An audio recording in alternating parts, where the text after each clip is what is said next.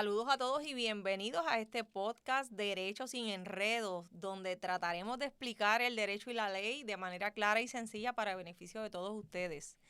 Hoy vamos a estar hablando sobre el caso del momento, el caso de la señora Elvia Cabrera, y quisiera explicarles lo que va a pasar ahora luego de este veredicto de culpabilidad. Así que si quieres enterarte de lo que va a pasar después, qué le sigue a este veredicto de culpabilidad, quédate aquí con nosotros porque te lo voy a explicar. Vamos a analizar el caso desde el principio hasta el fin, al igual para beneficio también de todos ustedes, lo que es ese proceso criminal de todo caso que pasa por allí por el tribunal. Así que quédate aquí con nosotros para que conozcas más. Es importante que nosotros comencemos diciendo que todo proceso criminal tiene sus etapas. Y este proceso de la señora Elvia Cabrera, pues las tuvo. El proceso es bien importante también destacar que aún no ha finalizado. Con el veredicto del jurado no llegó al fin. Sí, ya hay una decisión impartida por el jurado de culpabilidad en ambos cargos por los cuales estaba siendo acusada, asesinato en primer grado y por ley de armas, pero el proceso no ha llegado a su fin. Así que vamos a discutir de eso y mucho más en este podcast. Importante también que nosotros recordemos que en todo proceso criminal, o que ustedes sepan, que comenzamos con lo que es la etapa investigativa. Todo proceso que llega al tribunal a nivel criminal va a comenzar con esa etapa investigativa de antemano que se produce una vez el agente del orden público, la policía de Puerto Rico, interviene ante una situación. Ante esa querella, ese incidente, esa situación, que llega la policía o que usted llega allá, esa llamada al sistema 911, esa llamada directamente al cuartel de la policía o su visita, ahí comienza esa etapa investigativa, que es una etapa, mire, crucial, sumamente importante en la investigación de todo caso. Así que desde esa etapa tenemos que investigar bien. Las cosas se tienen que hacer bien desde ese momento. Es sumamente importante. Esto, fíjese, como un rompecabezas. Podría explicarlo para que ustedes lo puedan entender mejor. Igual como un árbol. Vamos a pensar en las raíces de ese árbol. Esas raíces tienen que estar bien fuertes, bien cimentadas, bien sembradas ahí, ¿verdad? En ese terreno. Así que si esas raíces son fuertes, vamos a tener un buen caso, va a haber un buen caso. Así que va a dar fruto, va a dar flores, así que es importante que desde esa etapa inicial se realice una buena investigación. No se descarten teorías, posibles testigos, posibles acusados, sino que se tenga el escenario completo, se investiga a saciedad, no se descarten personas, no se descarte prueba, no se deseche. Así que es sumamente importante que los policías de Puerto Rico reconozcan la importancia y entiendan la importancia de las consecuencias de su trabajo y de las investigaciones que tienen que hacer, investigaciones bien hechas, fundamentadas, completas, claras, transparentes. Y sabemos que en este caso, a pesar de que se logró un veredicto, como ya dijimos, de culpabilidad, sabemos que la investigación tuvo sus fallas. Eso lo sabemos, no tenemos que ser, usted no tiene que ser abogado, usted no tiene que ser fiscal, sabemos que hubo unas fallas desde el inicio. Así que es sumamente importante en todo caso criminal que esa investigación sea una investigación completa y clara, porque eso es lo que va a ayudar entonces a los fiscales, en este caso, ¿verdad?, a la fiscalía, al Ministerio Público, a poder llevar sus casos de manera organizada y de manera fiable al tribunal. Así que eso es sumamente importante y por ahí se comienza. Luego de esa etapa de investigación, pasamos entonces en un proceso criminal a lo que es esa redacción de esas denuncias. La fiscal o el fiscal recibe esa información por parte del agente del orden público y se prepara una denuncia, que es un documento ya formal donde se expresa, entre otras cosas, el nombre de esa persona a la que se está denunciando, la fecha, el lugar de los hechos, qué fue lo que ocurrió, qué violación a ley cometió o alegadamente cometió. Y ese documento se presenta al tribunal en su momento a través de lo que se llama una vista de determinación de causa para arresto. que no es otra cosa que lo que nosotros le conocemos normalmente como la regla 6. Eso es un proceso que se celebra en la etapa inicial del caso ante un juez o una jueza donde se presenta allí prueba, ya sea testificar, ya sea mediante declaración jurada, para que ese juez o esa jueza, si entiende que esa persona pudo, o sea, que existe una posibilidad, una probabilidad de que pudo haber cometido ese delito eh, por la cual se le está denunciando, pues haga esa determinación de causa probable para arresto, fije una fianza y proceda entonces el caso, al igual que, o al menos en este, que era es un caso grave, a lo que sería la próxima etapa, que es la vista preliminar. Así que es súper importante estas etapas iniciales del proceso. Yo sé que este ha sido un caso extremadamente mediático, de mucha opinión pública, pero sí es sumamente importante que los casos se lleven al tribunal cuando realmente están listos. A veces nosotros, los mismos ciudadanos, la prensa, ¿verdad?, del país insiste tanto en que se lleven los procesos a cierto tiempo, luego de haber transcurrido o luego de acontecidos X o Y hechos, que a veces falta, y a veces se falla mucho, ¿verdad?, en este proceso investigativo. Así que estas cosas no que se dejen durmiendo, pero sí hay que tomarlas, ¿verdad?, con paciencia para tener un caso por parte de la fiscalía de manera pues sólida. Así que una vez transcurre, como indiqué, esa etapa investigativa, pasamos al tribunal, esa etapa de lo que es la regla 6, se determina esa causa probable para acusar o para arrestar, en este caso debo decir. Pasamos entonces a esa etapa de vista preliminar. Y nosotros le conocemos acá a los abogados como un segundo, como otro turno, ¿verdad?, al bate antes de llegar a lo que sería a nivel de juicio. Va a haber otro juez o otra jueza que va a escuchar la misma prueba que hubo a nivel de esa regla 6 o una prueba distinta, mayor, para determinar también si esa persona pudo o no haber cometido ese delito por el cual se le está denunciando. Así que en este caso, la señora Elvia Cabrera tuvo otra representación legal en aquel momento, la vista fue celebrada, fue transmitida, sabemos que este caso fue de principio a fin cubierto, ¿verdad?, por la prensa, transmitido por la rama judicial, así que, o por el Poder Judicial, debo decir. Así que es sumamente mediático, ¿verdad?, este caso.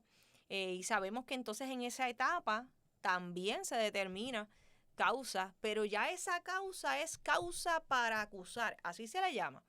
Y eso no es otra cosa que esa juez que tuvo ante su consideración la prueba, celebrada la vista, entendió que la señora Cabrera pudo haber cometido ese delito del cual se le estaba denunciando en aquel momento, o los dos delitos que se le estaba denunciando en aquel momento. Luego de eso, entonces pasamos a lo que sería la vista para el acto de lectura de acusación, que eso se da ante un juez distinto ya a nivel de lo que sería el juez que estaría atendiendo el caso a nivel de juicio. Y es allí donde entonces la persona hace su alegación de no culpabilidad y con posterioridad a eso, antes de comenzar el proceso de juicio, pues hay ciertos asuntos que se atienden. Está lo que es el proceso de descubrimiento de prueba. Ustedes pueden haber escuchado en la prensa y todo lo que ha trascendido con relación no solo al caso de doña Elvia Cabrera, sino también el de su hija, con relación a lo que es el descubrimiento de prueba, que no es otra cosa que todo lo que haya en el expediente fiscal que pueda ser revelado a la defensa conforme a las reglas, porque claro está, miren, los procesos criminales, los abogados nosotros no nos los inventamos, ni los jueces ni los fiscales. Hay unas reglas, que son las reglas de procedimiento civil que rigen estos procesos. En los casos de los delitos están las leyes especiales, está el Código Penal de Puerto Rico que establece y tipifica los delitos y sus penas. Así que esto no es algo inventado por los juristas, por nosotros, los abogados, los jueces. Así que es sumamente importante que en ese proceso se intercambien esa documentación que puede tener una parte o la otra, y esto ayuda principalmente a la defensa a que pueda preparar su defensa, valga la redundancia, de manera adecuada a favor de ese acusado. Fíjese que todo acusado tiene el derecho a estar representado de abogado desde el inicio del proceso. Tiene el derecho a presentar pruebas, a contrainterrogar esa prueba que tiene el Ministerio Público. Así que hay unos derechos constitucionales básicos que están en nuestra Carta Suprema, que es la Constitución, que nosotros los abogados tenemos que velar porque se cumplan en medio del proceso. Así que aquí hubo muchas situaciones con relación a ese descubrimiento de prueba, que si se había entregado, que si falta esto, que si falta aquello. Finalmente se entrega y entonces es la acusada, fíjense, hoy ya declarada culpable por el jurado, quien determina que su caso se va a ver no por juez, no por tribunal de derecho, así es que le conocemos, sino por un jurado. Así que es ella la que toma la determinación, claro está, en conjunto con su equipo legal, con su defensa. Y eso no es otra cosa que se han escogido una serie de personas que residen en el distrito judicial o en el área que comprende el centro judicial de Ay Bonito, para que sean ellos quienes decidan sobre la culpabilidad o no de la persona. Así que fíjense que esto es bien interesante porque en este caso han ocurrido tantas situaciones, ¿verdad? Que prácticamente para nosotros los abogados ha sido como un curso, ¿no? de derecho y de repasar algunos términos legales, así que ha sido, ¿verdad? Dentro de lo difícil y lamentable, claro está, que ha sido, ¿verdad? El caso, porque hay una pérdida, ¿verdad? De un ser humano, así que tenemos que también ser empáticos a ellos, pero a nivel de derecho ha habido, ¿verdad? Mucho que podemos, ¿verdad? Absorber nosotros los abogados, así que pues básicamente una vez se da ese proceso de que Elvia Cabrera decide que sea juzgada por un jurado, comienza entonces lo que se llama el proceso de selección de jurados. Y el proceso de selección de jurados pues, puede tomar su tiempo, como ocurrió aquí. Puede tomar semanas, puede tomar, ¿verdad?, un mes. Y los jurados en este caso son personas que residen, como les decía, en el área del centro judicial de Ay Bonito o en el distrito judicial, que está compuesto por varios pueblos. Ay Bonito, propiamente, lo que es el pueblo de Coamo, Barranquitas, Comerío. Así que esos pueblos son los que integran la región judicial de Ay Bonito, y personas de estos municipios son los que juzgaron por decisión de la señora Elvia Cabrera los hechos de este caso. Así que estas personas son citadas al tribunal, van unos grupos que se le llaman paneles al tribunal, ellos reciben una citación, ¿verdad? Por correo, luego, ¿verdad? Posteriormente van al tribunal y ahí empieza ese proceso de desinsaculación del jurado, ese es el término, así que no puedo simplificarlo más porque es el término legal, pero no es otra cosa que este proceso donde se hacen una serie de preguntas a estas personas, posibles jurados, candidatos a jurados, y la defensa y la fiscalía van escuchando cómo contestan esas personas, cómo reaccionan a ciertas preguntas y van tratando de descifrar qué jurado le sería más conveniente a su teoría para poder prevalecer en el caso. Finalmente se escogen entonces esas 12 personas y se escogen también unos suplentes. Fíjense que este caso fue bien interesante porque, como le dije, tuvimos muchas cositas a la vez y también la figura de lo que fue el jurado suplente estuvo aquí presente. En este caso se escogieron 5 jurados suplentes. De esos 5 jurados suplentes, por razón de salud de uno de los jurados, hubo que entonces necesitar a este jurado suplente, y no sé si ustedes recuerdan y vieron a través de las cámaras que se sacó un papelito de una cajita donde se echaron los 5 nombres de esos suplentes y ahí se escogió el nombre de esa persona que estaría entonces sustituyendo a ese jurado que por razón de salud no podía continuar en el proceso. Así que imagínense también la importancia, o para que ustedes vean la importancia también de los suplentes, porque en el caso de que esa persona, ¿verdad?, como ocurrió, no hubiera podido continuar, porque no iba a poder continuar sirviendo como jurado, o en el caso incluso de muerte de alguno de los jurados, también se piensa, ¿verdad?, en ese sentido, pues que hayan esos suplentes. Así que finalmente el jurado, ¿verdad? Antes del proceso de deliberación se da este asunto, ¿verdad? De este suplente, lo vimos todo, ¿verdad? A través de las cámaras. Así que fue bien curioso, hubo muchas situaciones, ¿verdad? En derecho. También le añadimos a eso el asunto del secuestro del jurado, y a eso, ¿verdad? Voy ya mismo. Así que es el jurado quien estuvo allí, quien vio la prueba, quien escuchó la prueba, quien llegó a sus conclusiones con la prueba que se presentó allí y que se admitió como evidencia, y el jurado habló y llegó a su veredicto, y eso hay que respetarlo, nos guste o no nos guste. Hay personas que les va a gustar o que están de acuerdo y hay otras que no. Pero esto es así. El jurado habló y eso se tiene, ¿verdad?, que respetar. Así que fíjense, también les decía que es bien curioso de que en este caso también el juez, Luis Barreto, es quien toma la determinación de secuestrar el jurado. En términos del secuestro del jurado, fíjense que uno escucha esa palabra y pudiera pensar, wow, ¿qué pasó aquí? Tomaron a alguien a la fuerza, se lo llevaron hacia algún lugar. ¿Qué pasa con esto, verdad? Y es que ese es el término, propiamente también en derecho, que lo que implica es, y si ustedes lo escucharon, que estas personas, desde el momento en que el juez dicta esa orden, no podían tener acceso con sus familiares, que no fuera a través de una llamada telefónica, y tenía que ser también en altavoz. Iban a estar hospedadas en un hotel y no iban a tener acceso a medios noticiosos. Sí podían ver televisión, pero nada relacionado a noticias o programas que estuvieran discutiendo, claro está, lo que es el caso en el cual ellos pues estaban sirviendo como jurados. Así que me preguntaba también una clienta en estos días atrás, como les decía, el asunto de, mira, ¿cómo escogen esto de los jurados? Son personas que viven en X o Y lugar, así que eso es importante, esos detallitos, ¿verdad? Irlos declarando y los aclarando, discúlpenme, porque no es lo mismo si un caso se está viendo en un tribunal, por ejemplo, en este caso, como les decía, que era en el Tribunal de Ay Bonito, no vamos a traer un jurado del área de San Juan, ¿no? Porque no corresponde. Así que hay su reglamentación, ¿verdad?, en cuanto a ese particular. Así que el jurado estuvo allí. El jurado es quien conoce todos los pormenores. Se le guarda, claro está, ustedes pudieron observar también lo que es la privacidad y la confidencialidad. A menos que usted estuviera allí en sala, no se ven, no podemos conocer, ¿verdad?, los rostros de los jurados.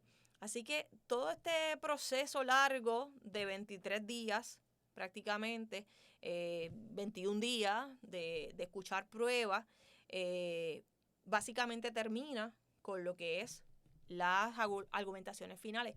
Fíjense que antes de eso, cuando el Ministerio Público, la Fiscalía, somete su caso, fíjense que la Fiscalía es quien tiene que probar el caso más allá de dudas razonables.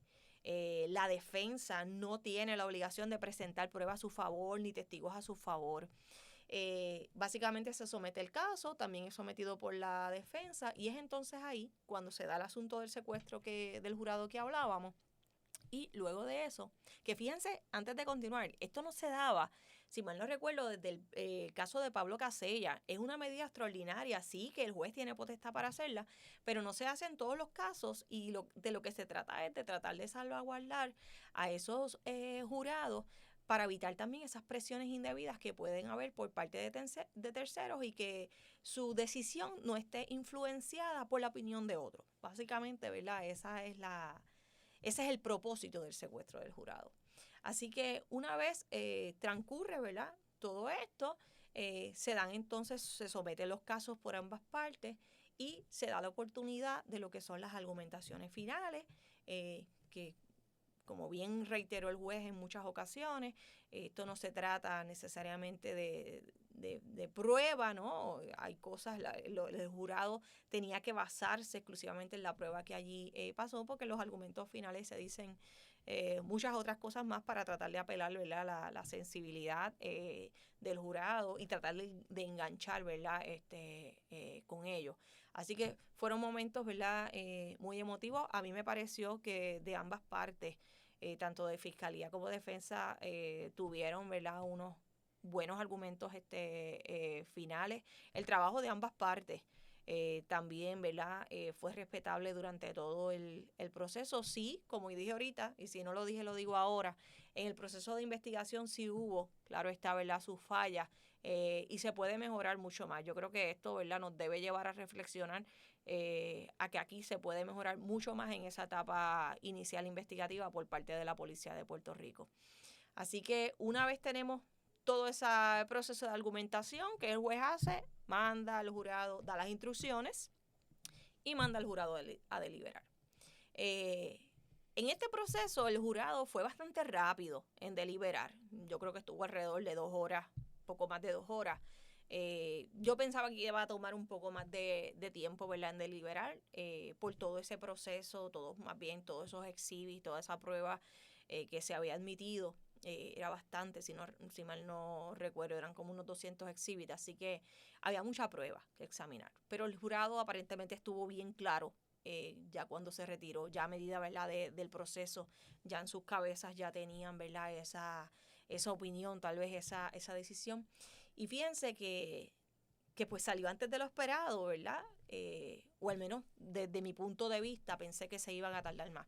Y una de las cosas bien importantes también con esto de los jurados es que ese veredicto tiene que ser unánime. Hace unos años la ley aquí en Puerto Rico cambió y el jurado, pues, ese veredicto tiene que ser unánime, ya sea de que la persona es culpable o que no es culpable.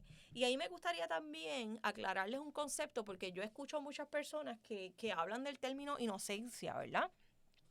Pero en términos legales tenemos que hablar, la palabra correcta sería culpable o no culpable, ¿verdad? No es lo mismo que inocencia. Claro está, se utiliza, ¿verdad?, la palabra como parte de lo que es uno de los derechos que tiene todo acusado, el derecho a que se le presuma inocente. Pero cuando estamos dando ya cuando se va a emitir ese fallo, si es por un juez, ese veredicto, cuando es por jurado, se determina si es culpable o no culpable.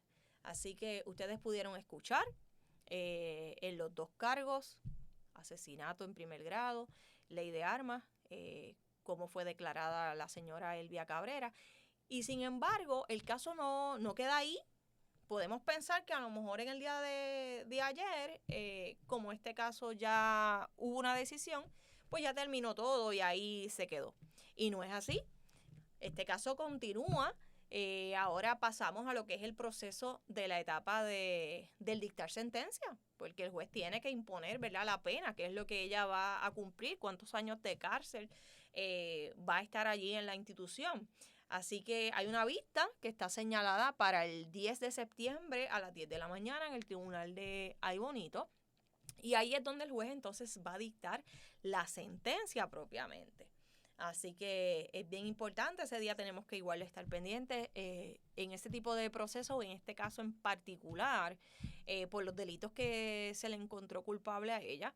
El asesinato en primer grado tiene una pena fija de 99 años. Fíjense que cuando yo digo pena fija, es que el juez, que es quien finalmente impone, ¿verdad?, las penas, porque el jurado lo que decide es si es o no culpable. Pero qué cantidad de años, qué pena se va a poner, eso lo decide el juez. Ahí el jurado no tiene absolutamente nada que ver. Eso es importante, ¿verdad?, dejarlo claro. Así que el asesinato en primer grado, como les indiqué, son 99 años. Y lo que sería en cuanto a la ley de armas, son 3 años y puede con agravantes llegar hasta 6 años. Así que son muchos años, y para que la persona pueda en algún momento ser considerado, o al menos hacer ese primer acercamiento a lo que es la Junta de Libertad bajo palabra, que muchas personas se preguntan esto, tiene que haber cumplido ya al menos 25 años en prisión. Así que imagínense, eso es toda una vida. Así que el caso no ha continuado. De igual manera, una vez ese día el juez dicte sentencia, de estar todo en orden para dictarle ese día, esa sentencia se tiene que notificar. Y una vez notificada la sentencia, que es cuando nosotros la recibimos, los abogados, hay un término que las partes tienen para apelar. En este caso ya hemos escuchado por parte de la defensa de la señora Elvia Cabrera que tienen el interés de apelar. Y obviamente eso es un asunto que cada parte, ¿verdad?, tiene el derecho, en este caso la parte perdidosa, tiene derecho, ¿verdad?, a acudir al tribunal apelativo.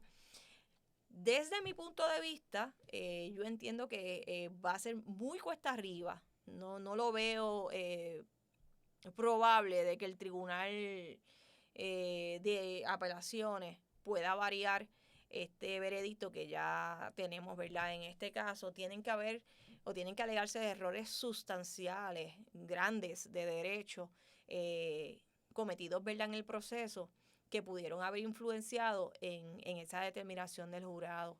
Así que cuando el jurado habla, tenemos que respetarlo. Sí puede, ¿verdad? Tiene el derecho, la parte en este caso, ¿verdad?, la señora Elvia Cabrera, que es la que resultó culpable, tiene el derecho a apelar esa sentencia, pero tiene que esperar a que sea dictada la sentencia, que sea notificada, y una vez la notificación, pues hay un periodo de 30 días. En esos 30 días la defensa tiene que presentar al Tribunal de Apelaciones su escrito propiamente para que el Tribunal de Apelaciones pues lo considere. En caso de que sea adverso, no sea favorable a la defensa, pues tiene la oportunidad de ir hasta el Tribunal Supremo y ahí moriría, por decirlo de alguna manera, el asunto. Así que no me parece que vaya, ¿verdad?, a haber algún cambio en lo que es el veredicto. Nos guste o no, estemos de acuerdo o no, como decía ahorita. A mí me parece que más allá, ¿verdad?, de lo que fue esta decisión, ha sido un caso, además de mediático, ¿verdad?, y mucha opinión pública, mucho comentario de un lado, de otro. Me parece que es un caso muy, muy, muy lamentable, donde aquí prácticamente nadie gana. O sea, aquí hay dos familias o más familias, todos los que estuvieron allí involucrados en esa terrible noche del 11 de agosto del 2025 en Ay Bonito. Todas estas personas involucradas, ya su vida no va a ser la misma. Va a ir una familia que no tiene a su hija consigo, que la puede visitar, pero la puede visitar en un cementerio, allí en una tumba fría. Y por otro lado, tenemos otra familia que si va a visitar a la hoy, ¿verdad?, declarada culpable, convicta, va a ser en una cárcel a través de las rejas, fría, sola. Así que bien lamentable todo lo que aconteció, cómo se dieron, ¿verdad?, cada una de las situaciones y los eventos de lo que ha transcurrido, ¿verdad?, o ha surgido, que pasó allí. Así que no es motivo de celebración. He visto, ¿verdad?, muchas situaciones, gente alegrándose, celebrando. Para mí no es motivo de celebración. Es un evento trágico, como indiqué, para ambas familias, para todo Puerto Rico. Y nosotros tenemos que de igual manera, ¿verdad?, más allá de lo legal, buscar qué aprender de este caso.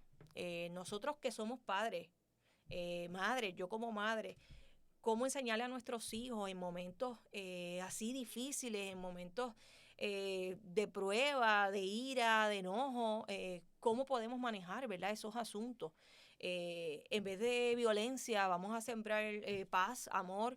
Este caso, lamentablemente, la señora Elvia Cabrera tomó la mala decisión de pasarle el objeto a su hija, a su propia hija, para que ella con sus propias manos cometiera un acto criminal.